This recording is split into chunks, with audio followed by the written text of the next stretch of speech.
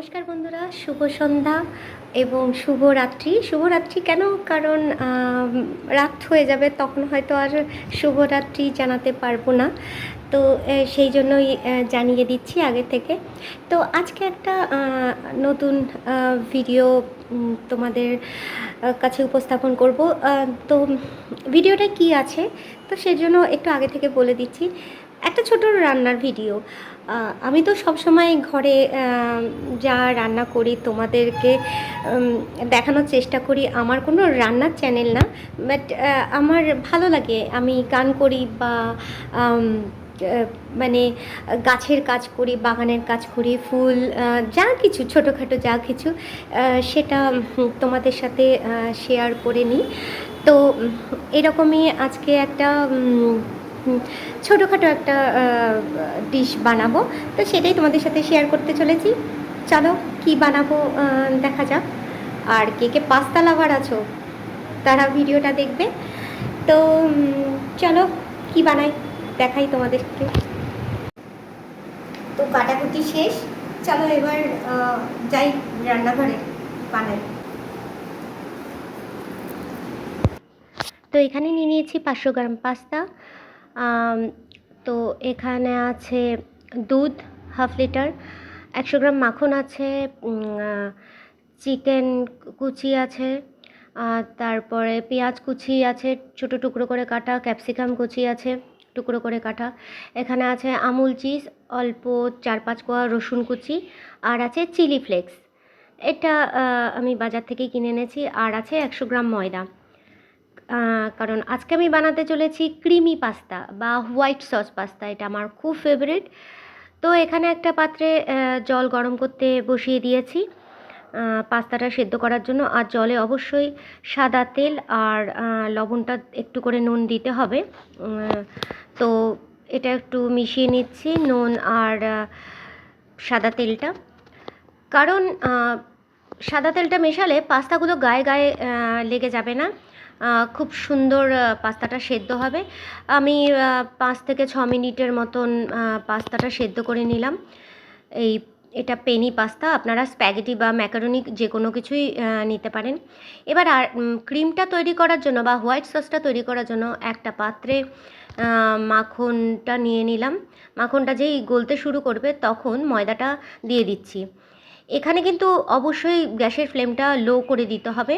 এই মাখন আর ময়দাটা খুব সুন্দর করে মেল্ট করে নিতে হবে। এবার এখানে অল্প দুধ দিয়ে দিচ্ছি, সবটা দুধ আমি দিয়ে দেব না, কারণ তাতে ওখানে দলা পেকে যেতে পারে ওই ময়দাটা। দেখুন ক্রিমটা অল্প সুন্দর তৈরি হয়েছে, তখন বাকি দুধটা দিয়ে দিচ্ছি। দিয়ে গ্যাসের ফ্লেম লো করে আস্তে আস্তে নাড়িয়ে দেবো। এবার যেই একটু ক্রিমটা তৈরি হয়ে যাবে তখন চিজটা দিয়ে খুব ভালো করে এটা মেশাতে থাকবো। এই হাতাটা দিয়ে ক্রিমটা তৈরি হয়েছে কিনা কেমন করে বুঝবেন? এইভাবে তুলে যখন এটা ক্রিমটা ফেলবেন তখন দেখবেন হাতার গায়ে আর ক্রিমটা থেকে পড়ে যাচ্ছে না, তখন বুঝবেন ক্রিমটা তৈরি হয়ে গেছে। এবার পাস্তাটা সেদ্ধ হয়ে গেছে, ছেঁকে নিয়ে জলটা ফেলে দিয়ে একটা থালায় আমি ছড়িয়ে রেখেছি, আর একটু সাদা তেল দিয়ে পাস্তাটাকে একটু ঘেঁটে দিলাম। দেখুন খুব ভালো করে সিদ্ধ হয়ে গেছে পাস্তাটা। খুব বেশি বয়েল করবেন না, 5 মিনিট মতন সিদ্ধ করলেই হয়ে যাবে। একটা ছড়ানো থালায় রাখবেন। এবারে আমি কিছু সবজি যেগুলো কেটে রেখেছিলাম আর চিকেন, এগুলো একটু হালকা ফ্রাই করে নেব। তো একটা প্যানে একটু মাখন আর সাদা তেল গরম করে আস্তে আস্তে আমি পেঁয়াজ আর ক্যাপসিকাম দিয়ে নিচ্ছি। এখানে কেউ red bell pepper, yellow bell pepper দিতে পারেন, গাজর দিতে পারেন, বিভিন্ন সবজি দেওয়া যায়। তো আমার কাছে যা ছিল আমি সেটাই দিলাম। তো চিকেন ক্যাপসিকাম এগুলো একে একে দিয়ে দিচ্ছি। রসুনটা আমি কখনোই আগে দিই না, কারণ রসুনটা পুড়ে গেলে খেতে খুব বাজে হয়।